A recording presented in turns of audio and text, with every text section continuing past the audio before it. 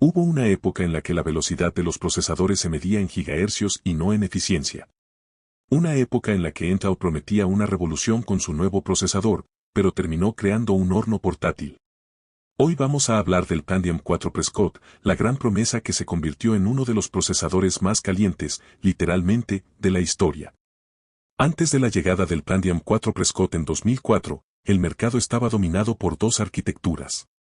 Por un lado, el Intel Pentium 3, un procesador eficiente, con modelos como el Coppermine, que ofrecía un rendimiento sólido en frecuencias de entre 800 MHz y 1.4 GHz. Por otro lado, estaba el AMD Athlon XP, la gran sorpresa.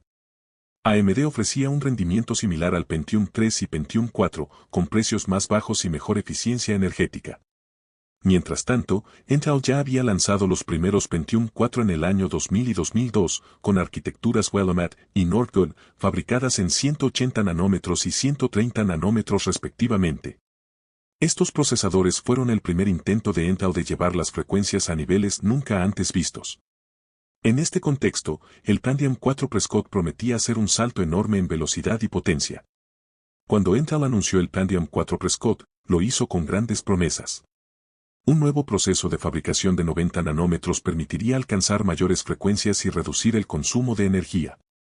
Además, la caché L2 se duplicaría, pasando de 512 KB a 1 MB, y el pipeline se extendería a 31 etapas, lo que teóricamente permitiría alcanzar los 5 GHz.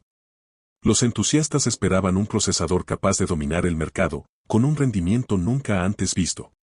Sin embargo, cuando el Prescott salió a la venta en febrero de 2004, comenzaron a aparecer los problemas. El primer gran problema fue el calor. Su diseño de 90 nanómetros no redujo el consumo como se esperaba, en cambio, generaba más calor que nunca, con algunos modelos alcanzando los 90 grados centígrados con disipadores estándar.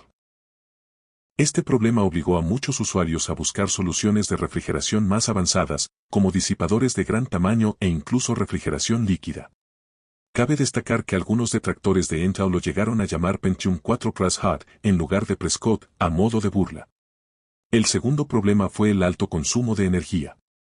Algunos modelos superaban los 100 vatios, lo que obligó a mejorar la refrigeración y aumentó la necesidad de fuentes de alimentación más potentes. Pero lo más decepcionante fue su rendimiento. Aunque tenía más gigahercios, en algunos casos era más lento que el Norwood en tareas comunes. Intel intentó justificarlo diciendo que el futuro era la frecuencia, pero el mercado empezó a darse cuenta de que más gigahercios no siempre significaban más rendimiento. A pesar de sus problemas, el Prescott se usó en muchos equipos gamer de la época. Algunos juegos populares en 2004 y 2005 incluían Doom 3, uno de los títulos más exigentes gráficamente. El Prescott no siempre lograba buenos FPS sin una buena gráfica. Half-Life 2, con su motor Source, aprovechaba más la arquitectura del Pentium 4, pero aún así, los Athlon XP de AMD tenían mejor rendimiento por núcleo. Far Cry, otro título exigente, ponía en evidencia los problemas térmicos del Prescott. En cambio, World of Warcraft, lanzado en 2004, era mucho más amigable con hardware antiguo, pero el Prescott necesitaba buenas temperaturas para no afectar su rendimiento. Mientras tanto, AMD con sus Athlon 64 ofrecía menor consumo y mejor rendimiento. Intel insistía en seguir aumentando la frecuencia, pero el mercado ya empezaba a ver que la eficiencia y el rendimiento por núcleo eran más importantes. El Pentium 4 Prescott fue un fracaso en términos de eficiencia, pero marcó un punto de inflexión. Intel abandonó la carrera de gigahercios y creó la arquitectura Core en 2006, con los primeros Core 2 Duo, que finalmente vencieron a AMD. A partir de ese momento, las temperaturas y el consumo se convirtieron en aspectos clave del diseño de CPU, algo que sigue siendo relevante hasta hoy.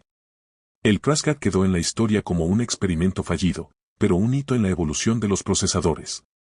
El Pentium 4 Prescott prometió ser el futuro, pero terminó siendo un horno con chip. Fue una lección para Intel y para la industria. ¿Tuviste un Prescott? ¿Recuerdas cómo rendía en los juegos de la época? Déjanos tu comentario y suscríbete para más contenido sobre la historia de la tecnología.